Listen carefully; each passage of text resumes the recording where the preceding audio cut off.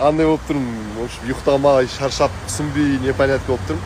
Апта басы дүйсенбі, апта қалай басталады, соңына дейін солай болады десе де, күліп бастаңыздар бұйырса. Бүгін постап қалам, кеше, олан асыр, кеше, не деген сыйлықтар алдық общем. Бүгін салам. Мықтымын.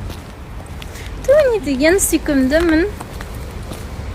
Достар, қалайсыздар? Всем привет! Вот сегодняшний мой образ.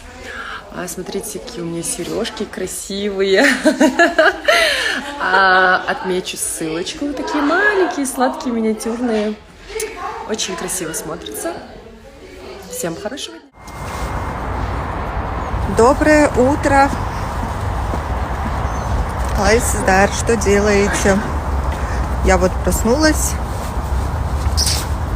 Какой там проснулась? Я же уже возле студии. Вы что, ребята? Погода күшті болып тұр. Бүгін дүйсенбі. Бүгін қосылайық жобасы болады. 14:30-да. Сол үшін мен көңіл күйім күшті, достар. 2 күн үйде жаттым. Блин, қашан дүйсенбі болады депші. И вот понедельник настал. Поэтому тез-тез тұрыңыздар, тамақтарыңызды ішіп, обедтеріңізді дайындап, 14:30-ға шейін дайын болып отырыңыздар. Бүгін жаңа қатысушы болады. Бүгін өте қызықты эфир болады. Осы айтамда, қазір погода шүкір күшті болып тұр, я. Күн шығып тұр, андай қатты суық емес.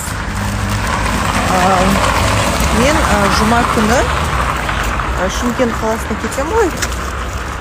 И именно пятница күні қар деп тұрғаны.